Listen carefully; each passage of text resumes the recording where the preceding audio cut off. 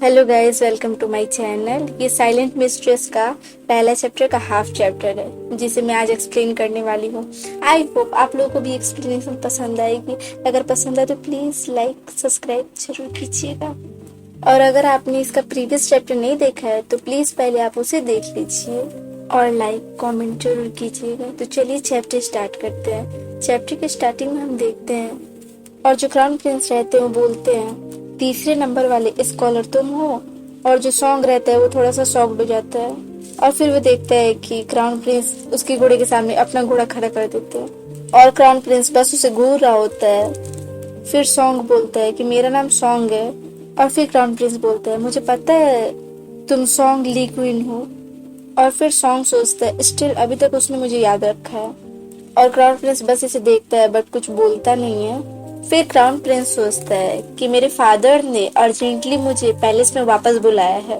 और फिर वो उसे सॉन्ग को देखकर बोलता है, क्या वो उसकी वजह से? और फिर क्राउन प्रिंस सॉन्ग से बोलता है, अपना रिबन उतारो। और फिर सॉन्ग सोचता है, सॉरी बोलता है, क्या? फिर क्राउन प्रिंस बोलते हैं, जो तुम्हारा रिबन पसंद है तो तुम मुझे उतार के दे दो। फिर सॉन्ग सोचता है, क्या तुम नहीं चाहते? और फर्स्ट चैप्टर यहीं पे खत्म होता है। अगर आपको एक्सप्लेनेशन पसंद आया तो प्लीज़ मेरे चैनल को लाइक कीजिए, सब्सक्राइब कीजिए और कमेंट जरूर कीजिए। Thank you so much. मिलते हैं नेक्स्ट वीडियो में।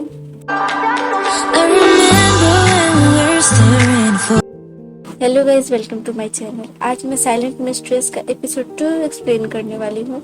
अगर आप लोगों को भी एक्सप्लेनेशन पसंद है तो प्लीज़ मेरे चैनल को लाइक सब्सक्राइब एंड कमेंट जरूर कीजिएगा। एंड अगर आपने प्रीवियस चैप्टर नहीं देखा है तो प्लीज आप पहले प्रीवियस चैप्टर देख लीजिए।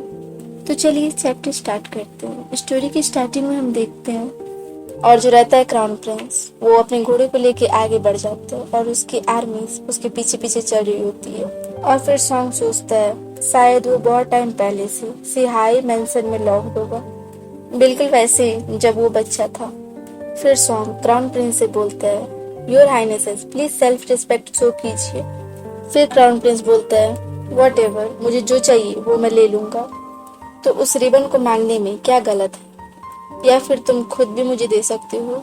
और वो जो पर्सन रहता है उसकी गोद में बैठा हुआ, वो उसके कान में कुछ विस्पर करके बोलता है।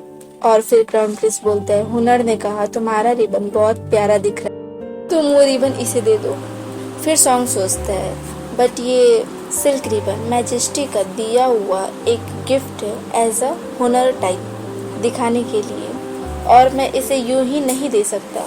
फिर वो बोलता है, योर हाइनेसेस। और तभी विंड का एक वेव आता है और वो सिल्क रिबन उड़कर क्राउन प्रिंस के पास चला जाता है। फिर सॉन्ग बोलता है, योर मैजेस्टी, ये मेरा फर्स्ट टाइम है जब मैं सामने से मिलने जाऊंगा ही इज मैजेस्टी को, और इस तरह बिहेव करना ये एक क्राइम है। सो प्लीज आप मेरा रिबन रिटर्न कर दें और मैं आपसे प्रॉमिस करता हूँ कि मैं ये रिबन बाद में आपको दे दूंगा, ओके?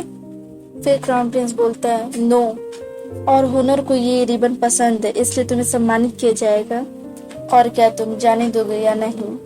और फिर वो एक दूसरे को देखने लगते हैं और तभी एक पर्सन आके बोलता है, योर हाइनेसेस, इम्पीरियल सिटी है ना कि सिहाई पैलेस।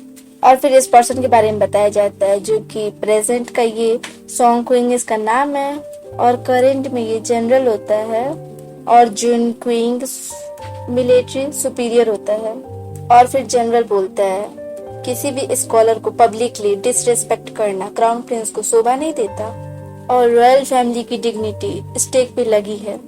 और क्राउन प्रिंस कुछ नहीं बोलता, अपने सिर को नीचे झुका लेता है और क्राउन प्रिंस थोड़ा सा आगे बढ़ जाता है। फिर वो रिबन उसे वापस करता है बट एक तरफ से पकड़ा रहता है, और तुमने ही तो ये रिबन मांगा था हुनर, अब तुम जा सकते हो। और फिर जो हुनर रहता है वो बोलते है, ओके। और फिर सॉन्ग उस रिबन को पकड़े हुए बोलता है, अब उसे इस रिबन को मुझे वापस कर देना चाहिए। और तभी क्राउन प्रिंस उस रिबन को खींचते हैं और इसका बैलेंस थोड़ा सा बिगड़ जाता है और ये उन्हें बस देखने लगता है। और फिर क्राउन प्रिंस हंसते हुए बोलता है, तुम पैलेस में एंटर कर रहे हो और लकीली मैं भी वहीं जा रहा हूँ। फिर क्राउन प्रिंस बोलता है, अपने पैर का ध्यान रखो टॉप स्कॉलर, और वो अपने घोड़े को तेज कर देता है और वहां से चला जाता है। फिर सॉन्ग सोचता है, मेरे फादर ने मुझसे एक बार कहा था और जब मैंने 1 साल के बच्चे को पकड़ा था तो वो मुझे छोड़ नहीं रहा था। और ये एक चाइनीज सेरेमनी होता है जिसमें किसी बच्चे को रख दिया जाता है और बहुत सारी चीज़ों को रख दिया जाता है, जिसमें वो बच्चे जाके उन चीज़ों में से किसी चीज़ को सेलेक्ट करता है, उसी चीज़ से उसका फ्यूचर तय कर दिया जाता है। और मैं भी, हम दोनों का फ्यूचर बहुत पहले तय हो चुका था। सॉन्ग ली क्विंग जब बच्चा था तब उसे जुनक्यून के प्रति अपने लव का पूरा भरोसा था और ये फीलिंग्स कभी नहीं बदली और ये और भी स्ट्रांग हो गई। लेकिन उसने मुझे इस तरह क्यों चिढ़ाया? और तुम मेरे घोड़े का अच्छे से ख्याल रखना और इसे फ्रेश फूड की जरूरत है और ये सूखी हुई घास नहीं खाता। और ये सारी बातें क्राउन प्रिंस बोल रहा होता है और तभी कोई पर्सन बोलता है यस योर हाइनेसेस। और फिर सॉन्ग सोचता है जब तक कीवी किसी चीज को वैल्यू देता था, भले ही वो सिर्फ एक घोड़ा या गुलाम ही क्यों ना हो, वो खुद को लाड प्यार से महसूस करता था। और हाँ, क्राउन प्रिंस का नाम कीवी है, हम भी कीवी ही बोलेंगे। और तभी कीवी बोलता है सॉन्ग ली क्वीन, मैं तुम्हें अपनी मर्जी नहीं चलाने दूंगा, बाद में कोर्ट में मिलते हैं। और वो थोड़ा गुस्से में बोलता है तुम्हारे लिए बेटर होगा कि तुम इस मैरिज प्रपोजल को रिजेक्ट कर दो पब्लिकली। और सॉन्ग बोलता है इंपीरियल मैरिज गारंटेड। और वो थोड़ा अपना स्टेप पीछे लेता है और सोचता है मैजेस्टी ने मुझे मैरिज की अनुमति कब दी। और तभी कीवी बोलता है दिखावा बंद करो। और तभी सॉन्ग बोलता है योर मैजेस्टी, मैं आपकी बातें समझ नहीं पा रहा हूँ। फादर ने मुझे बुलाने के लिए जो आदेश दिया था उसमें एक पुराने वादे को पूरा करने का प्रॉमिस किया हुआ था। और कीवी और ज्यादा गुस्से में चिल्ला के बोलता है क्या वो तुम ही वो पर्सन नहीं थे जो शुरू में ये सारी चीजों को कॉम्प्लिकेटेड बना दिया? तुम्हारे में गट्स था, तुमने योर मैजेस्टी को इन्फ्लुएंस किया बट तुमने एडमिट नहीं किया। और जो सॉन्ग रहता है वो थोड़ा सा कंफ्यूज दिख रहा होता है। और तुम ऐसा क्यों प्रिटेंड कर रहे हो कि तुम इनोसेंट और क्लूलेस हो? थैंक यू गाइस, ये सेकंड चैप्टर था जो फाइनली अब एंड हो गया। आई होप आप लोग को ये चैप्टर अच्छा लगा होगा और अच्छा लगा तो प्लीज़ लाइक एंड सब्सक्राइब कर देना। Thank you for watching.